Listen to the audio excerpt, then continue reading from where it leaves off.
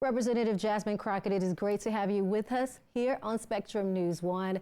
You're in the hearing. Representative Marjorie Taylor Greene makes a comment about your eyelashes, and then you ask a question including the now viral phrase, bleach blonde, bad build, butch body. Where did that come from? It was a couple of things. As I looked across, I was pretty frustrated. What most people don't realize is that there was a lot that was going on as I was attempting to allow procedures to take place so that basically she would be kicked out or at least have to apologize. And once those procedures failed, I looked over at her. I had some words in my head. And so I began to write them down, and I ended up going with B words. And then ultimately, that's when I asked the procedural question of the chair, because I really did want to illustrate how far outside of the bounds we could get if for some reason he continued to make such rulings that were in error. And now some say you are cashing in, selling merchandise, and moving to trademark the B6 phrase. What's the motivation behind that? The motivation is saving democracy. And I do want to be clear that I don't just play a lawyer on TV. I really am a lawyer with a business background. And so this is a lemonade moment. I've always talked about them. I've always referenced Beyonce and her song Lemonade. Listen, I'm taking lemons and I'm going to add a little sweetness to it, and we're going to make lemonade. This lemonade is going to go to help democracy. Right now, there's a demand out there for shirts that have this phrase on it, which is great. But at the end of the day, this is not about me profiteering. This is about making sure that other Black women can be supported as they're running for office, that my frontliners in Congress can be supported, that we can continue to shut people like Marjorie Taylor Greene down and start to get to work for the American people and save our democracy. So I just wanted to make sure that we could get the donors into our family and definitely turn this very ugly moment into something positive. Now, you've accused Representative Greene of racism. She responded saying you, quote, made it about color when you mentioned her hair. How do you respond to that? I have no response. I hadn't even heard that. Yeah, that's my response. It is funny. She is funny. Got it. Now, you've said that Greene's words were triggering because of other comments made about your appearance through the years. Tell us more about that and how all of this impacts your mental health in a real way. No, it's absolutely right. You know, I am consistently attacked as a Black woman, and here's the deal. I know that I signed up as a public servant, and so that means that I am constantly in the public limelight. But when people lack the intelligence or lack the will to decide to debate on issues, they instead decide that they are going to demean me.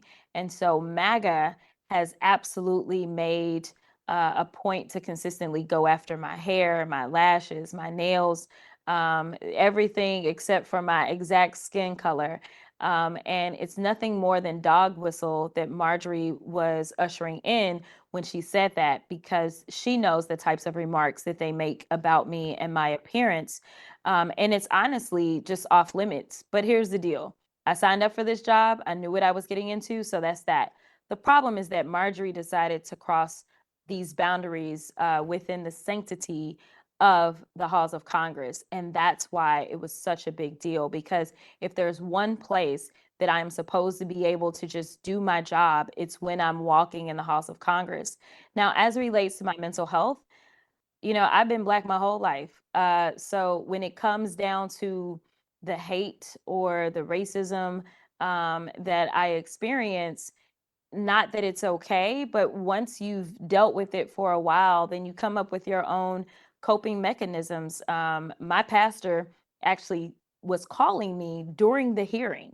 I did not know why. And then he ended up texting me. I have a very close relationship with my pastor. My dad is also a preacher. I'm very close with my mom, who's one of my best friends. And so for me, I always keep those people that have always been in my corner very close. That includes two additional best friends that happen to be psychiatrists. So I end up being probably in a better space than most, and I am so thankful for my village. Absolutely. Everyone needs a village. Out of 530 members in the 118th Congress, 31 identify as Black. That is just 5%. You are one of only two from Texas. What kind of weight or pressure comes with that? And do you ever get tired of carrying it? I never get tired. The people of Texas 30 decided to put their faith in me. And I'm always proud. It's usually when I come home that I get re energized. But I haven't been home since this particular incident happened. But the love that I got from my district has been overwhelming. And so I look at it as a privilege. You mentioned that I'm one of two Black women currently serving from Texas. I'm only the fourth Black woman to ever be elected from the state of Texas, with the first being Barbara Jordan. To be able to walk in the footsteps of the legends that have come through and represented Texas as Black women in Congress is an absolute honor. And I think that it is my job to make sure that any door that needs to be opened for any Black woman coming behind me is open. That is my job. And when they walk in, it should not be half as difficult as my job has been. And to listen to those that have been serving for so much longer than I have, for them to say things such as, you know what, I came in 20 or 30 years ago and it was bad, but it wasn't this bad. That tells us that this country is going in the wrong direction. But I am committed to making sure that we can get back on track and start to move in the way of progression instead of regression. And that's what it's about, legislating. Two final questions. Speaking of Texas, what are your thoughts about how Texas law enforcement reacted to pro-Palestinian protests on college campuses across the state? Listen, as a civil rights lawyer, I have constantly challenged the way that law enforcement has responded to protesters in general. As someone who represented over 600 protesters pro bono during the George Floyd protest, I know that there always seems to be this militarization of law enforcement in response to people that are simply trying to exercise their constitutional right. It is why we want to talk about things such as diversity, equity, inclusion training. It is why we want police reforms, and we needed them yesterday. But people continue to ignore us, and I say that they ignore us because there's no reason that we have Greg Abbott as the governor of the state of Texas when he is supporting these types of actions. If you believe in the Constitution, you don't get to pick and choose which portions of the Constitution that you believe in. You can't say that you love the Second Amendment while ignoring every other amendment that sits in the Constitution. And that's what we see. We see hypocrisy consistently from the Republican Party. They say one thing and they do another. And right now, they are constantly trampling on the Constitution. If we're talking about free speech, or if we're talking about the right to privacy for women in this country, they continue to ignore our constitutional rights and basically wield the Constitution just as an excuse to do the things that they actually want to do.